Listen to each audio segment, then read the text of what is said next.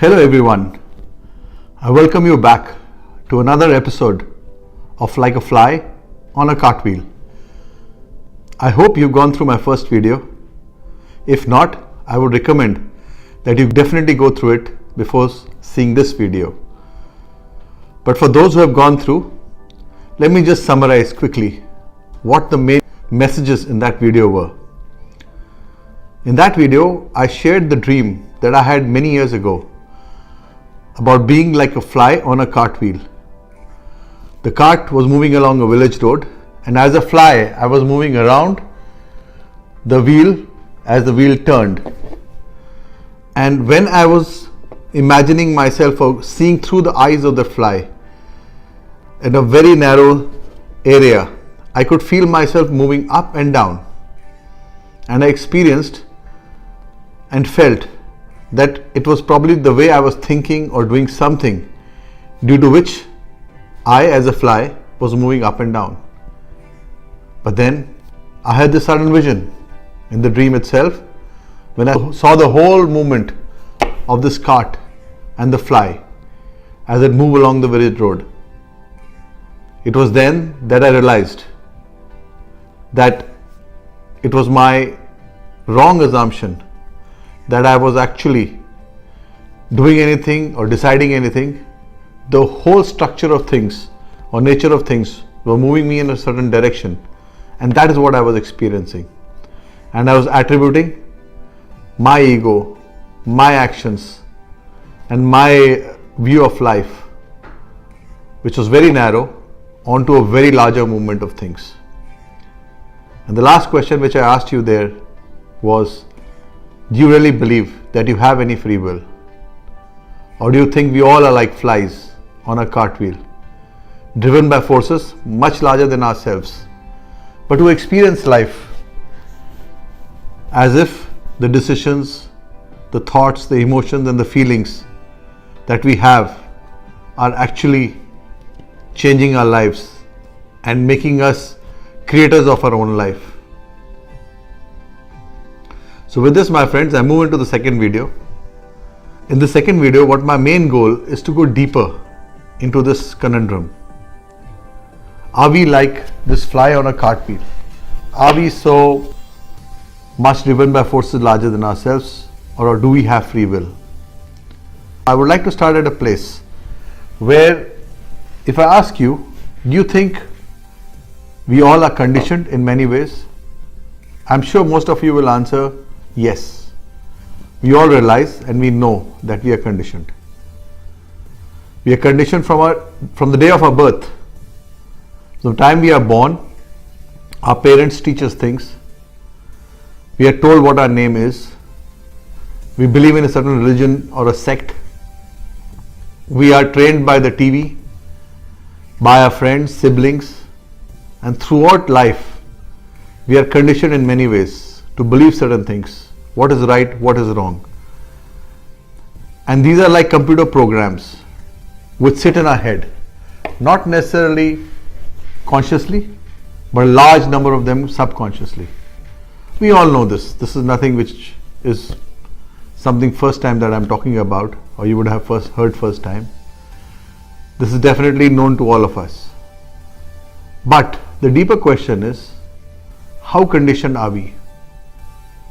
How deeply conditioned are we? Now here I come to what science says about this. Most scientists are what I call determinists. Now what's a determinist? Determinists are those who believe that all the forces of the past act at the moment, whether it is in a human being or a physical object, and that pushes it forward to the next moment, without any choice, without any free will. So you are nothing but a movement of different forces, moving from moment to moment, without any choice or ability to change anything. Now let me make it simple for you.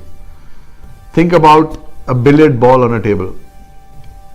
The billiard ball experiences a lot of forces. There is the inertia of the table.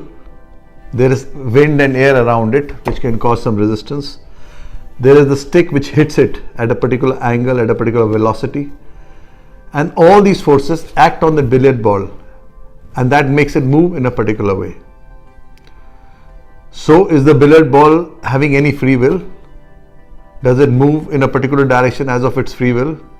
Not at all. It moves exactly as per all the forces which were acting on it. And any scientist can easily calculate, given all these key data points and the forces before the movement, to tell you where the ball will go and be very accurate about it. So now you will tell me, man, that's a billiard ball. We are human beings. This is not the same. We think, we have emotions, we have feelings. So we are different. So that's why we think we have free will. But look deeply into this. Are we not made of the same particles, atoms, molecules? We are made exactly the same way. And all the forces of the past move these particles forward as per the forces acting the moment before. Now let's look at our thoughts and feelings and emotions. Think of these a little differently. Could they just be like programs in a computer? So you have different programs we feed into a computer. The computer can generate decisions, it can calculate things, it can design certain things, it can do a lot of things. But it does as per the programs fed into it. Now think of all the thoughts and emotions and feelings and information in our head.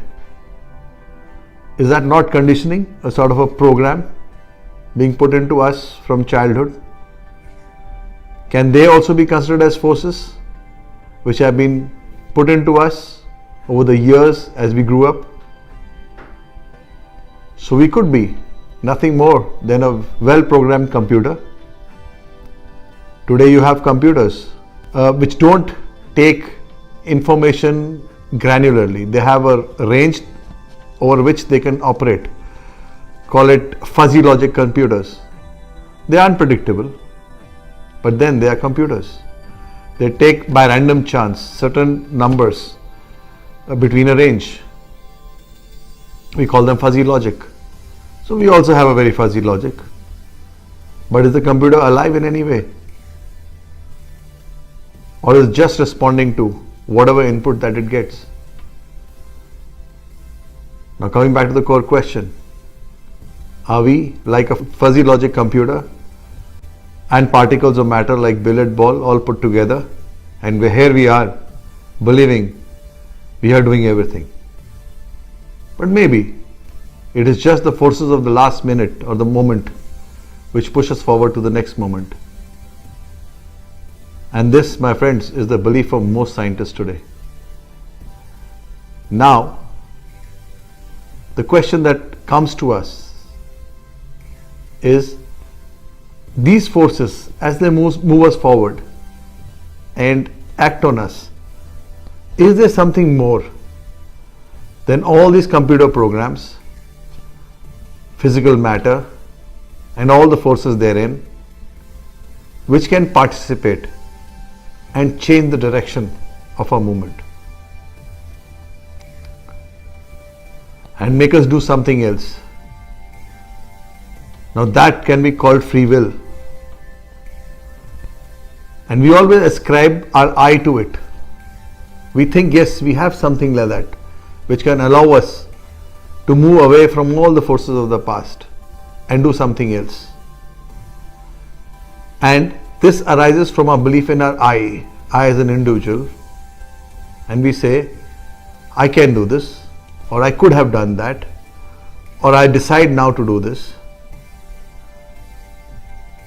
But here I will pause and ask you to consider all the thoughts that I have given you during this YouTube session about looking at yourself as a combination of physical forces and mental forces like computer programs, and see, is there something else outside it which can act on the system?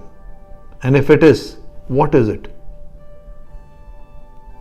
And if you think it is your I, the feeling of I which you feel now, I am doing this, I am going there, I would ask you to watch my next video where I am committed to shattering this concept of I within you.